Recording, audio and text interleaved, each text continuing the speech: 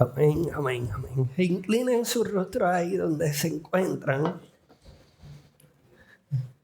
y acompáñenme a hacer la siguiente oración.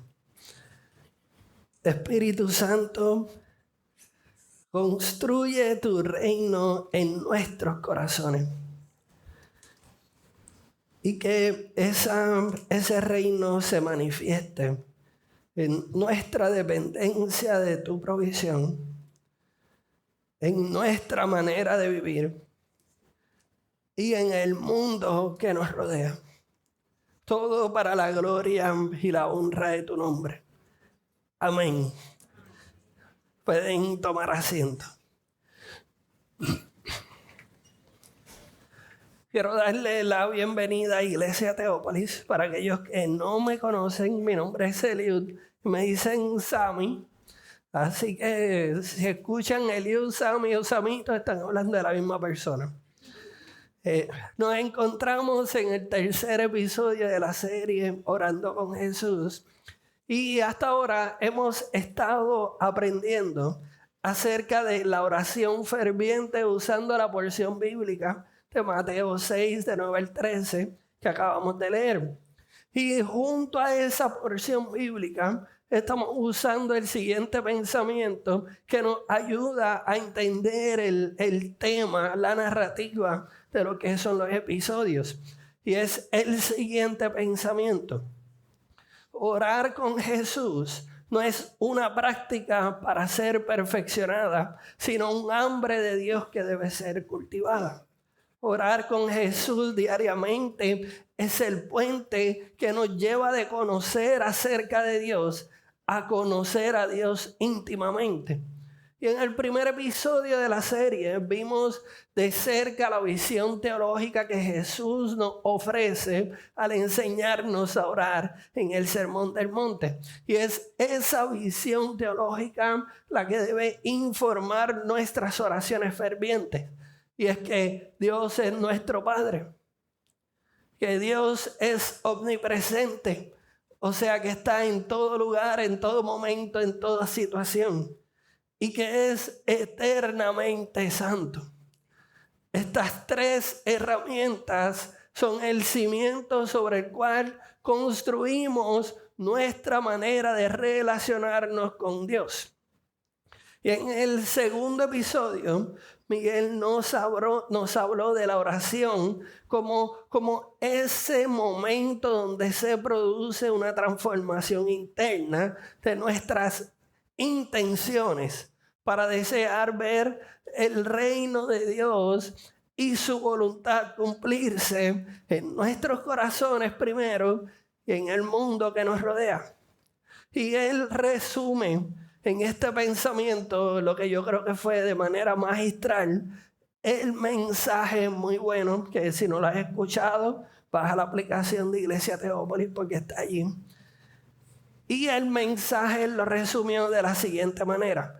Orar que tu reino venga nos saca de una mentalidad en donde yo soy el centro del mundo y nos coloca en el contexto del plan redentor de Dios.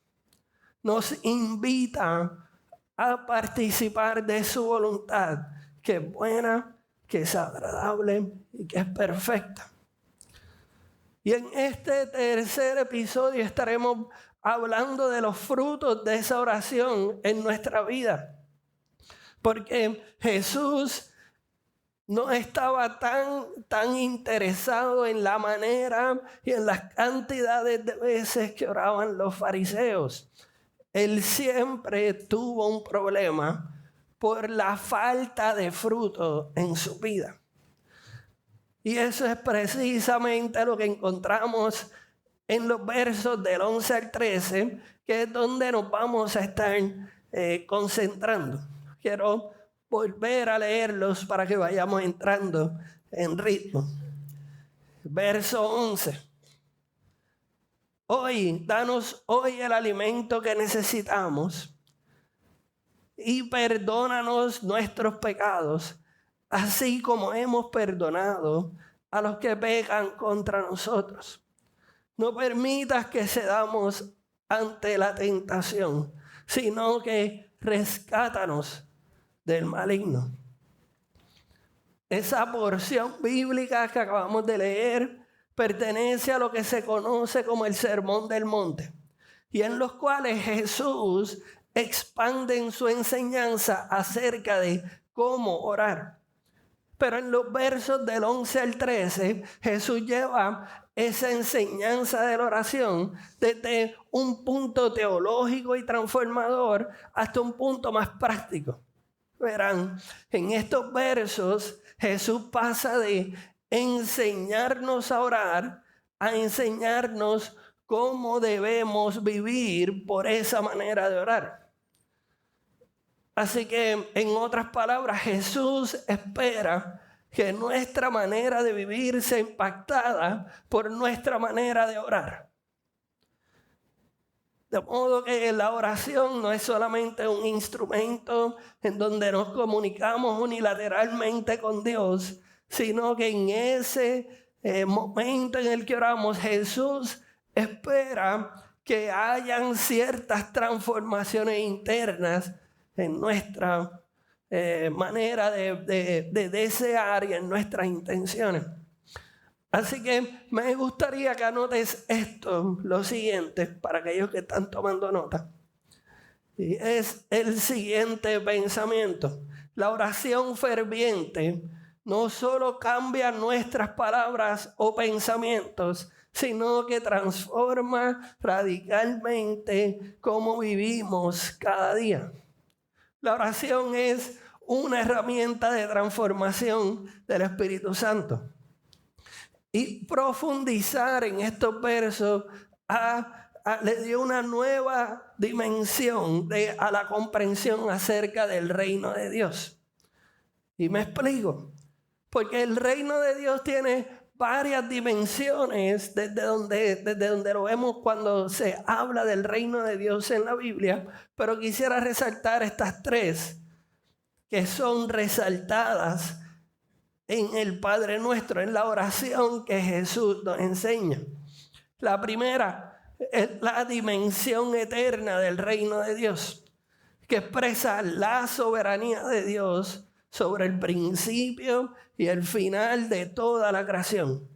De modo que cuando oramos, venga tu reino, estamos pidiendo por la restauración total del orden creado por Dios y el cumplimiento total en la segunda venida de Cristo. En otras palabras, cuando oramos, venga tu reino, en la dimensión eterna del reino de Dios, estamos diciendo, queremos que se restaure ahora, pero sabemos que el reino de Dios está, pero no está completo. Así que estamos pidiendo la redención y el cumplimiento total en la segunda venida de Cristo. Y esto es bien importante porque teológicamente el reino de Dios, en lo que dice la Biblia, no se da en un lugar esotérico donde nosotros somos llevados a una tierra diferente a donde estamos. Cuando el apóstol Juan describe la visión que el Espíritu Santo le da acerca del final de los días, que se encuentra registrada con muchos símbolos y de manera bien, ¿verdad?, a veces creepy y a veces difícil de entender, pero Juan ve que hay un cielo nuevo y una tierra nueva aquí.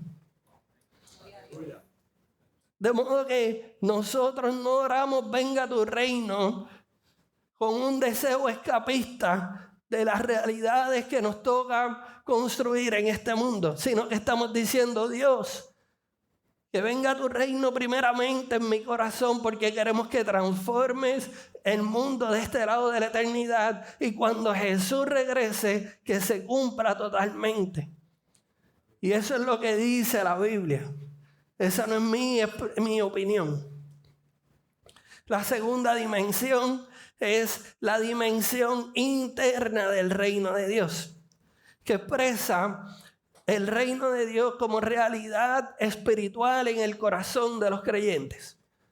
De modo que oramos, venga tu reino. Estamos invitando al Espíritu Santo a continuar ocupando y desalojando a los reyes y a los ídolos que tenemos para reinar en nuestros corazones, nuestros pensamientos y nuestras emociones.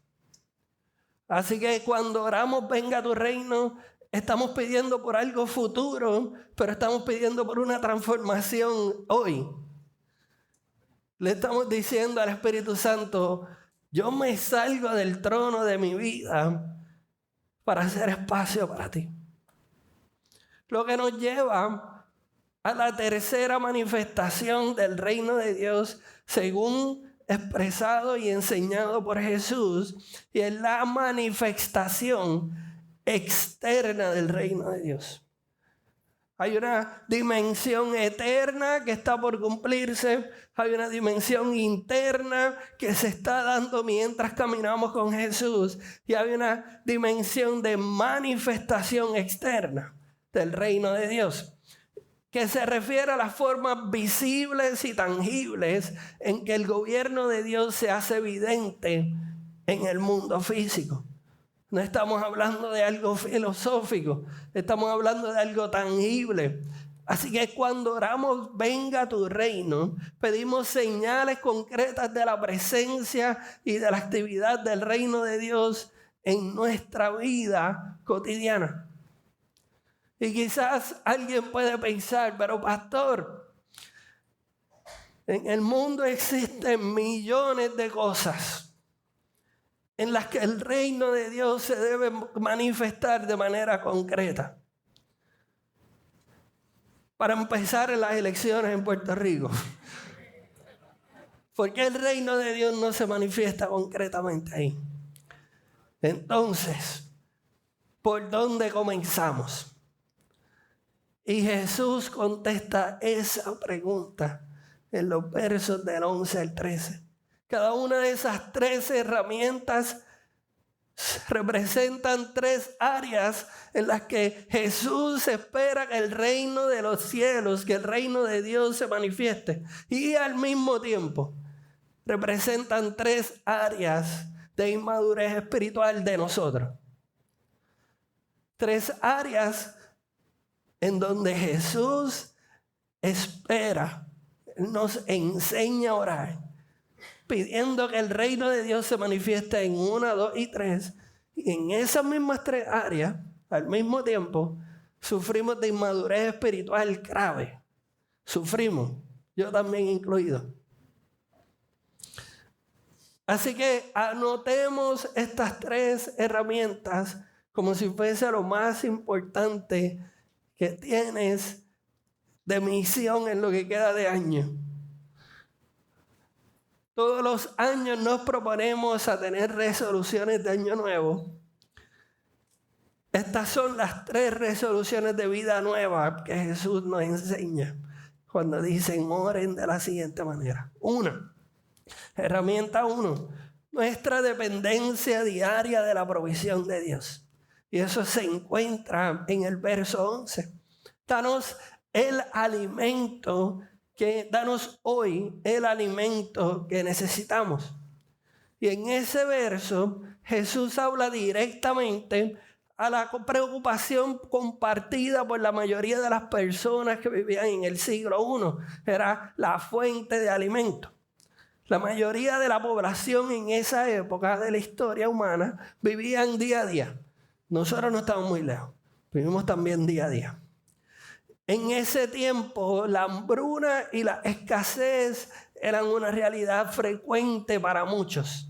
Lejos de espiritualizar la necesidad del alimento diario, Jesús valida la legitimidad de preocuparse, pero al mismo tiempo le enseña a sus seguidores a vivir en esa tensión entre la responsabilidad práctica de buscar tu próximo alimento y la confianza de Dios en proveerlo. Para nosotros, las preocupaciones frecuentes no es la fuente de alimento, eso esperaría. pero sí lo son los planes de retiro, la salud, la criminalidad, la inflación, la factura, la fuente de ingresos, los negocios, etcétera, etcétera, etcétera. Y basándonos en las palabras de Jesús, danos hoy lo que nos preocupa más. Danos hoy el alimento que necesitamos y aplicándolas a las preocupaciones contemporáneas podemos sacar 7 principios poderosos. Y quiero que los anoten, porque si estas son las 3 resoluciones de vida nueva, deben haber 7 resoluciones de principios por el cual nosotros vamos a filtrar nuestra manera de vivir en esta herramienta 1. Y el primero es el principio de la confianza divina. Principio 1. La confianza en Dios no elimina la planificación prudente, pero sí elimina la ansiedad paralizante. Ese es el principio 1. El principio 2. El equilibrio entre la planificación y la fe. Planificamos como si todo dependiera de nosotros, pero confiamos como si todo dependiera de Dios. Principio número 3. Principio de contentamiento y simplicidad. Porque el contentamiento no viene de tener todo lo que queremos, sino de querer todo lo que tenemos. Próximo principio. Principio de responsabilidad comunitaria. Fíjense que Jesús nos enseña a orar, dame el pan que yo necesito hoy. Él dice, danos el pan nuestro. Hay un elemento comunitario. En el reino la prosperidad individual está entrelazada con el bienestar comunitario. Principio de mayordomía. Y mayordomía responsable. Y esto yo me lo tengo que recortar mucho. Esto es uno de los principios con el que lucho. Somos administradores, no dueños de los recursos que Dios nos confía. Y el principio de la generosidad radical. La generosidad es la expresión más tangible de nuestra confianza en la provisión de Dios. Queremos saber cuánto confiamos en la provisión de Dios. Tenemos que ver cuán generosos somos. Y el último principio de la herramienta número 1, el principio de la prioridad del reino. La verdadera seguridad no viene de lo que acumulamos, sino de a quién servimos. Y esa es otra área en donde yo tengo que trabajar mucho. Porque mientras más positivo se ve el balance en la cuenta de ahorro y de cheque, más tranquilo yo me siento. Pero eso es un ídolo. Y nuestra verdadera seguridad no viene de lo que acumulamos, sino de a quien servimos.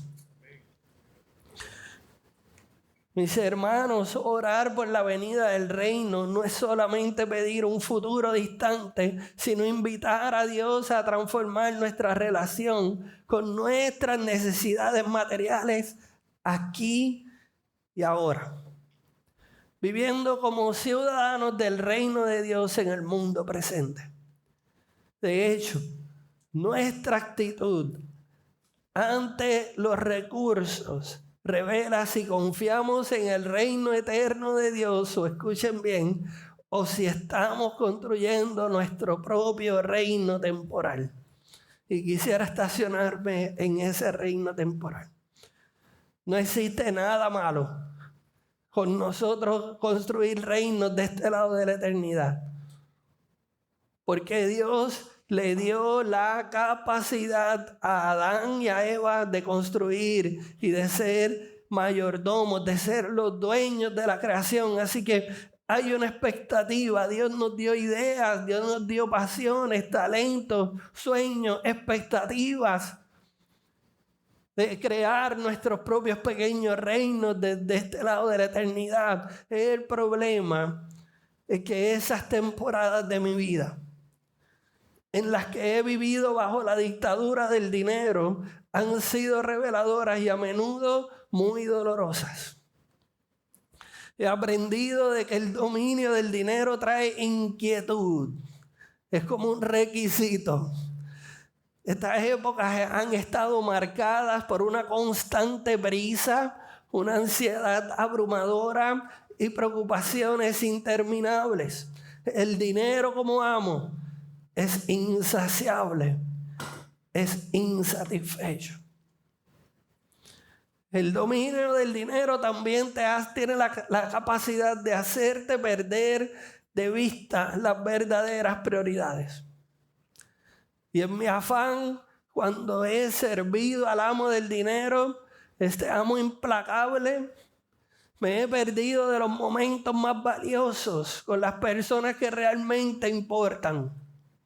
La ironía es que buscando esa seguridad, sacrifiqué las relaciones que dan verdadero significado a mi vida. Y con el tiempo, esto es lo que quiero decir de los pequeños reinos terrenales, del cual nos afanamos mucho para construir. Con el tiempo llegué a una profunda realización, y es que cada reino necesita un rey para existir. Y nosotros, en nuestra humanidad, solo somos capaces de construir reinos con fecha de expiración. Están por terminar. ¿Cuándo? No sabemos, pero sabemos que se va a acabar. Nuestros esfuerzos y nuestros talentos y nuestra capacidad y nuestros estudios y póngale lo que usted quiera ponerle para poder sostener ese reino, por más grandioso que sean, están limitados por nuestra propia finitud.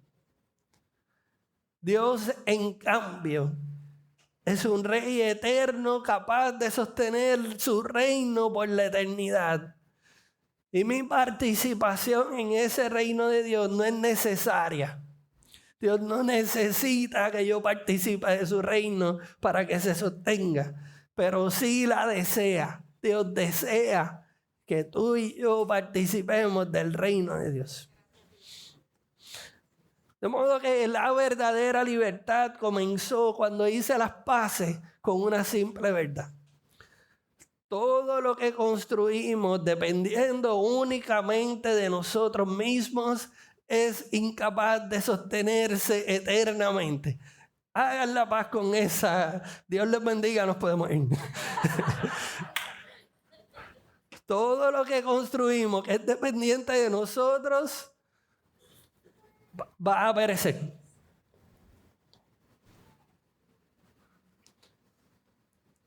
Y esta aceptación, lejos de ser negativa, es libertadora.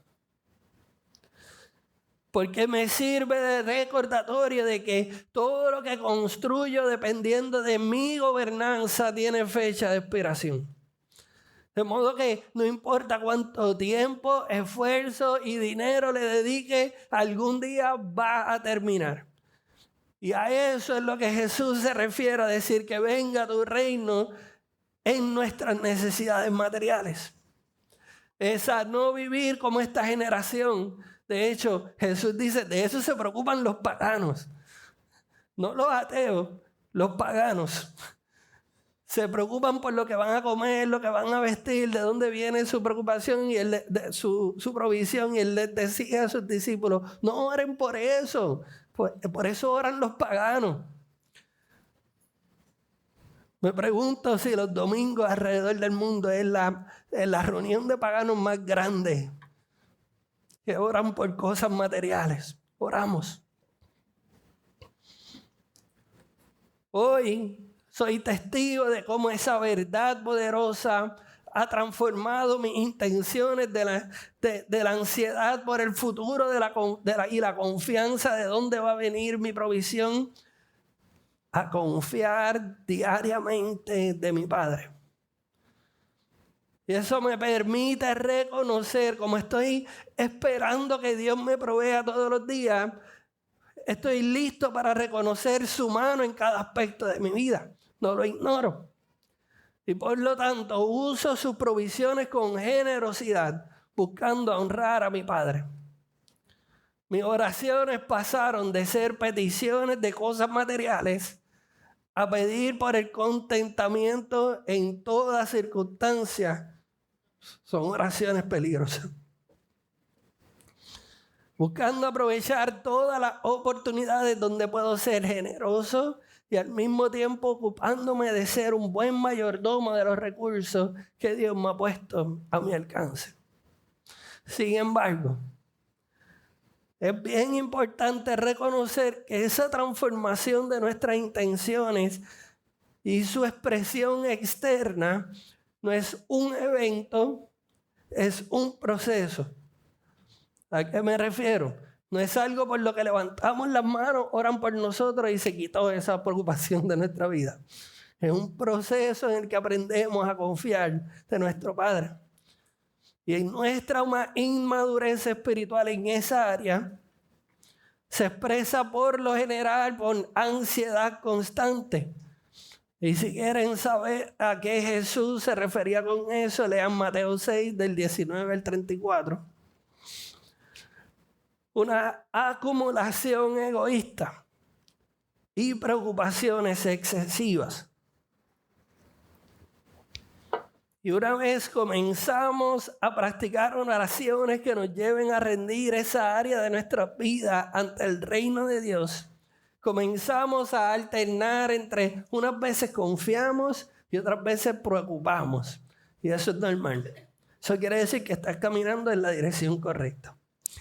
Y que al final todos debemos apuntar a tener una confianza serena, generosidad radical y que el contentamiento ante toda circunstancia nos lleve a alinear nuestros deseos y nuestras expectativas con el reino de Dios y su voluntad, que es buena, agradable y perfecta.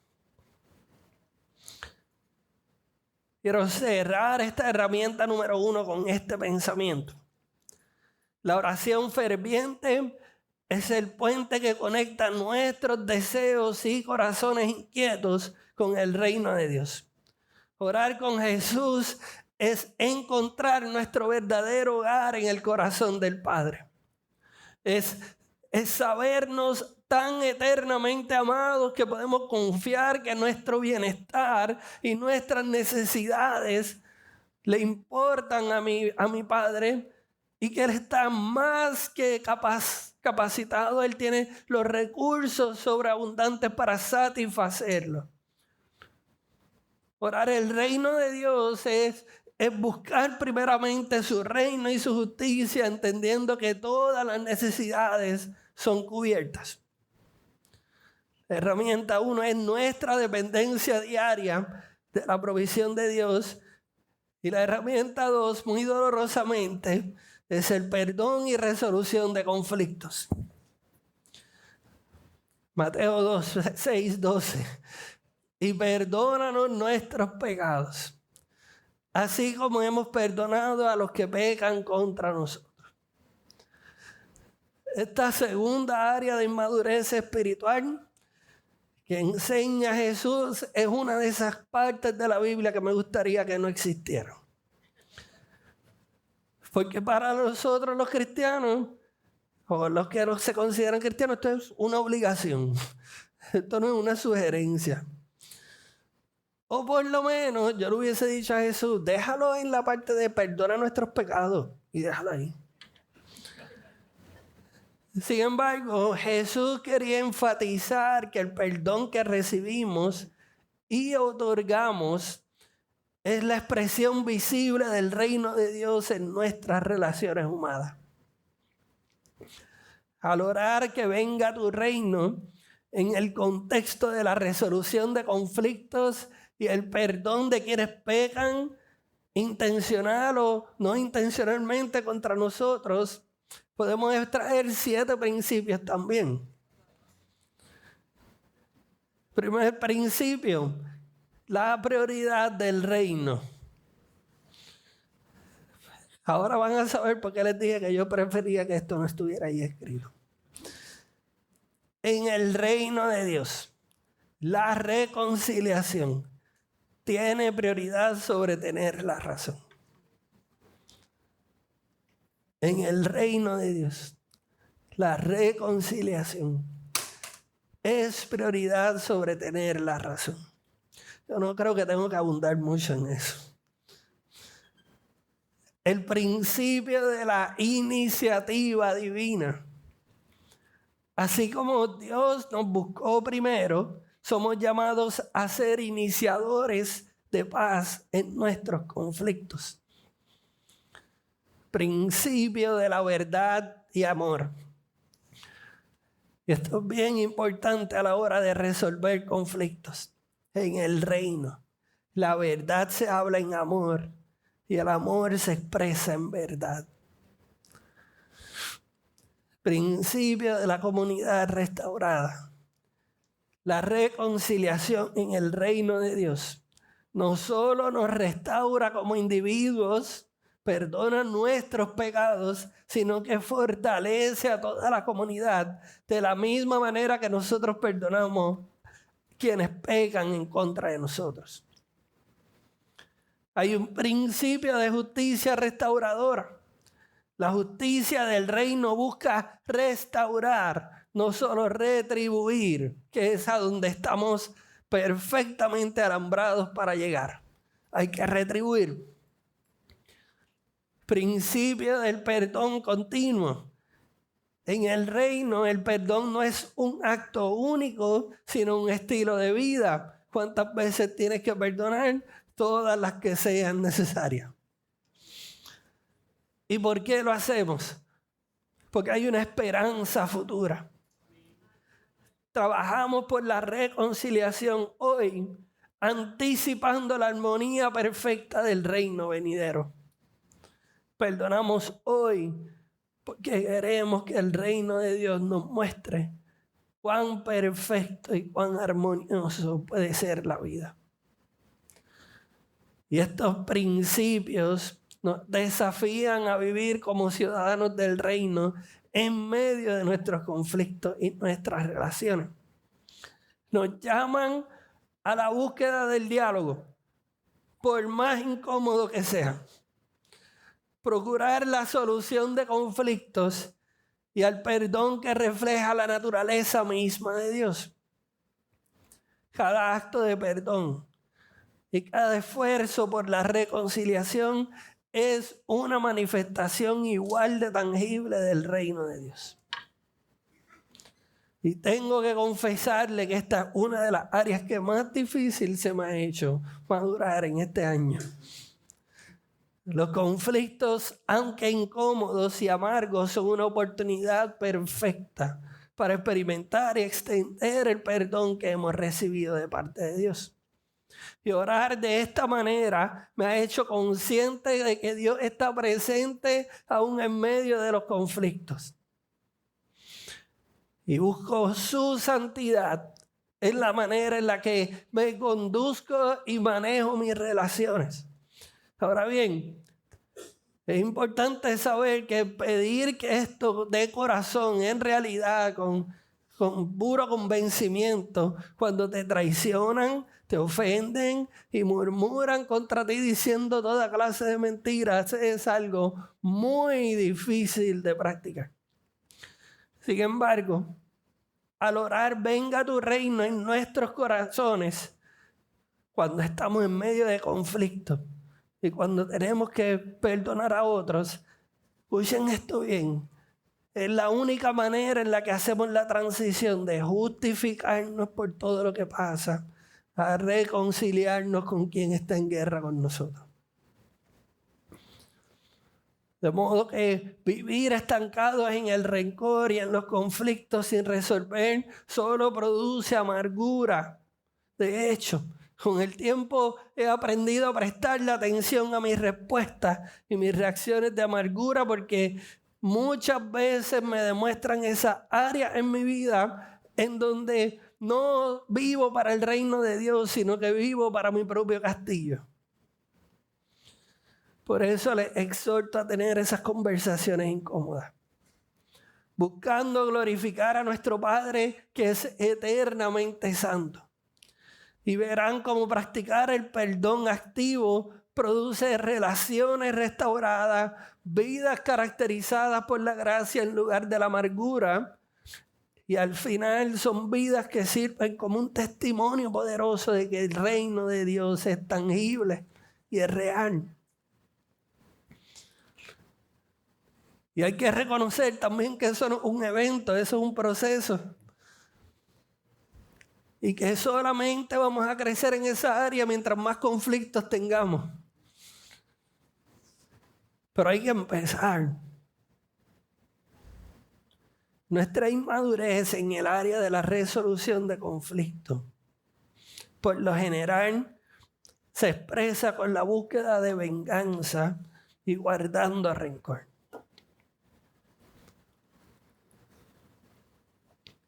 Una vez vamos creciendo en madurez espiritual, luchamos con el perdón, pero nos esforzamos por la reconciliación. Luchamos con decir, pero es que no se lo merece. Pues que ni siquiera se disculpó, me dijo mala mía y brega con esa. Y esa es la tensión a la que el reino de Dios nos está llamando a vivir. Y al final todos debemos apuntar a perdonar rápidamente y a buscar la reconciliación. Ahora bien, hay dos áreas en las que uno puede perdonar y no necesariamente significa que te vas a reconciliar. La primera, cuando hay riesgo por violencia, hay riesgo a la vida de una persona por violencia, es posible perdonar, reconciliar no es lo más sabio de hacer. Y segundo, cuando es una persona que consistentemente peca en contra de ti de una manera única y exclusivamente y se niega a pedirte perdón por eso. Es posible que tengamos que perdonar de la misma manera que Dios nos perdonó y que la reconciliación no sea una opción. Quiero que presten atención a este pensamiento. Nuestras oraciones en medio de los conflictos muestran si estamos viviendo bajo el gobierno del príncipe de paz o si estamos defendiendo el territorio de nuestro ego. Nuestras oraciones en medio del conflicto nos dejan saber si estamos sirviendo para el reino de Dios o para nuestro propio castillo. Ya está bien de esa herramienta. Podemos pasar a la próxima, pastor. Verso 13. No permitas que cedamos ante la tentación, sino rescátalos del maligno. Para repasar, la herramienta 1 es nuestra dependencia diaria de la provisión de Dios. La herramienta 2 es perdón y resolución de conflictos. Y la herramienta 3 es depender de Dios frente a la tentación. Y a conectar la dependencia de Dios en medio de la tentación con la oración que dice, venga tu reino, podemos explorar que mientras luchamos contra el pecado y buscamos la santidad de Dios para nuestras vidas, hay un proceso en el que el reino de Dios quiere manifestarse mientras luchamos con la tentación. Y aquí van los 7 principios de esa herramienta. Principio de la soberanía de Dios. El reino de Dios, en el reino de Dios, incluso las tentaciones están sujetas a su soberanía y su propósito. Me encantó el salmo con el que abriste, que habla de que Dios está presente en todo lugar. Está presente mientras estamos experimentando nuestras tentaciones. el principio de la identidad en el reino. Las tentaciones pierden su poder cuando recordamos quiénes somos en el reino de Dios. Principio de la victoria. Esta debe ser la que la mayoría de nosotros apuntemos, anotemos y lo tengamos en un lugar visible todas las mañanas. En el reino luchamos contra la tentación desde la victoria y no hacia ella. Lo que nos hace victoriosos no es que venzamos o que podamos vencer la tentación, sino que Jesús ya la venció en la cruz del Calvario. Así que nos enfrentamos ante la tentación con toda la confianza de que ya vencimos. Aleluya. Hay una dependencia comunitaria. En el reino de Dios no luchamos solos. La comunidad es nuestra protección en contra de la tentación. Muchas de nuestros resbalones en la tentación, igual que muchas de las grandes figuras bíblicas, se hubiesen evitado si se hubiesen comprometido a celebrar la vida en comunidad y a ser intencionales en rendir cuentas y juntarse con personas de oración y personas de fe que te digan: ¿por qué tú estás hablando con fulano o fulana? ¿Por qué tú estás posteando esto en las redes sociales? ¿Por qué tú estás escuchando esta música? ¿Por qué tú estás haciendo esto? Porque esos límites que nos pone la comunidad son nuestro lugar seguro para protegernos en contra de la tentación. Hay mucho individualismo en esta versión del cristianismo. Por eso hay muy pocos vencedores en medio de la tentación. Y esto es un área donde el reino de Dios quiere manifestarse. Principio de la transformación de los deseos. El reino de Dios no solamente cambia acciones, sino nuestros deseos más profundos. Hay una santificación progresiva. Cada tentación resistida es un paso más en nuestro camino para ser transformados a la imagen de Cristo.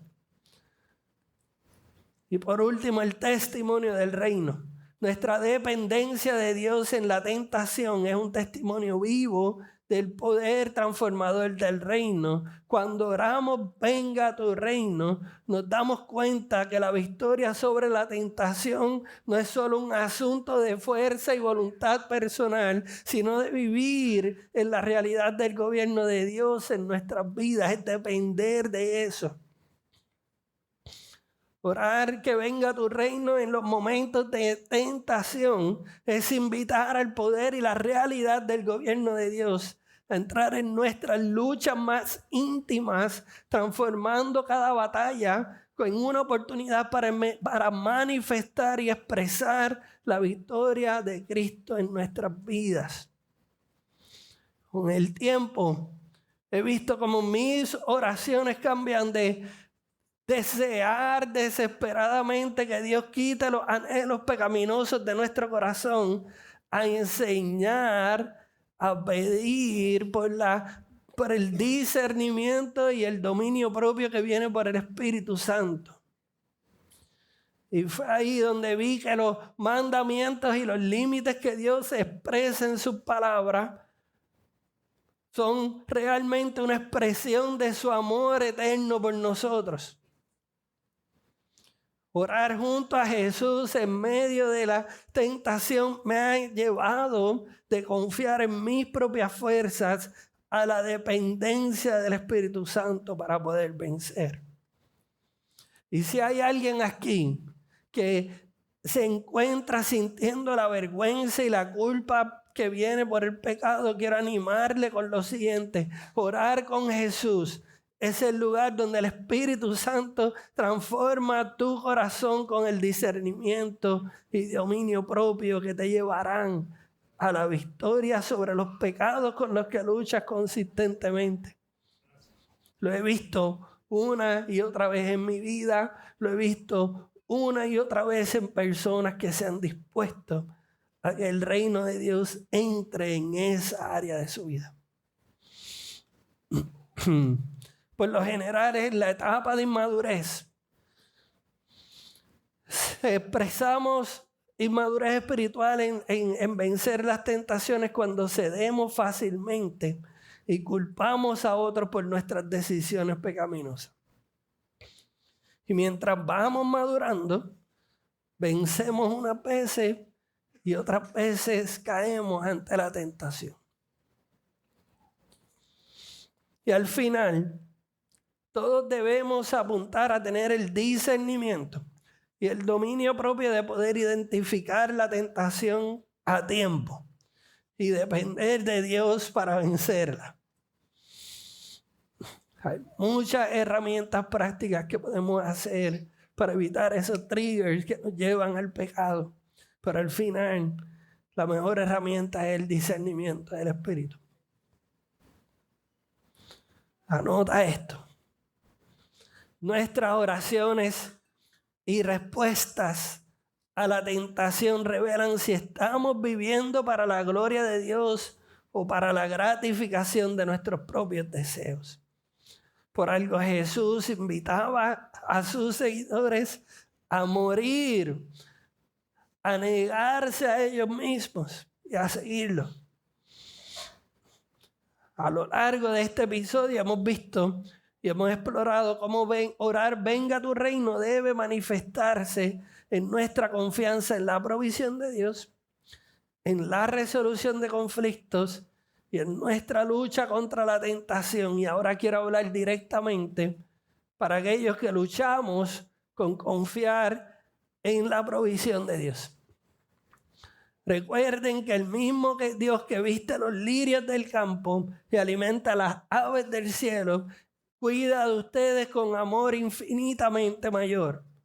Su reino es de abundancia, no de escasez. Confíen en su tiempo y en su bondad. Para aquellos que encontramos difícil perdonar y resolver conflictos, recuerden que el perdón que ofrecemos a otros es un reflejo del perdón que hemos recibido en Cristo. Recuerden que en el reino de Dios la reconciliación tiene prioridad sobre tener la razón. Dejen que la paz de Cristo gobierne en sus corazones y sean hacedores de paz, porque así serán llamados hijos de Dios. Y para todos los que batallamos contra la tentación, no están solos en esta lucha. En el reino de Dios hay libertad y victoria. Recuerden que son más que vencedores por medio de aquel que los amó. La tentación que enfrentan no es mayor que la fidelidad de Dios, quien siempre proveerá una salida. Y me gustaría cerrar con la cita central de este mensaje. El pensamiento que resume todo lo que acabamos de escuchar. Nuestra dependencia de Dios, nuestra dependencia de la provisión de Dios, resolución de conflictos y respuestas ante la tentación son un termómetro espiritual que indica la profundidad de nuestra relación con Dios y cuán alineadas están nuestras intenciones al reino de Dios y su voluntad. Son 3 áreas en las que el reino de Dios quiere y debe manifestarse. Así que me gustaría que respondamos juntos de la misma manera que comenzamos, y es leyendo Mateo 6, del verso 9 al 13. Y me gustaría que se pusieran de pie.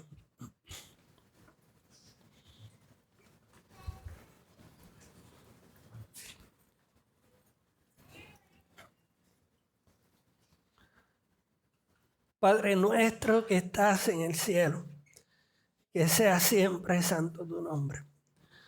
Que tu reino venga pronto, que se cumpla tu voluntad en la tierra como se cumpla en el cielo. Danos hoy el alimento que necesitamos y perdónanos nuestros pecados, así como hemos perdonado a los que pecan contra nosotros. No permitas que cedamos ante la tentación, sino rescátanos del maligno. Cierra tus ojos. Señor, te pedimos que aumentes nuestra fe para confiar en tu provisión, incluso cuando no vemos el camino por delante. Que tu Espíritu nos llene de tu amor para poder perdonar como tú nos perdonas. Fortalécenos en los momentos de tentación para que podamos permanecer firmes y glorificar tu nombre. Que nuestra vida de oración no solo cambie nuestras palabras, sino que transforme nuestros deseos y profundamente cómo vivimos para ti. Queremos alinear nuestras expectativas y nuestras intenciones con tu reino y tu voluntad.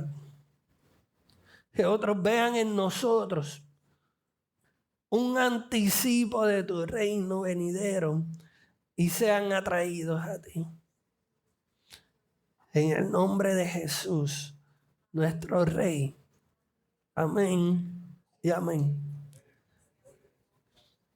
Tengan ánimo, no están solos.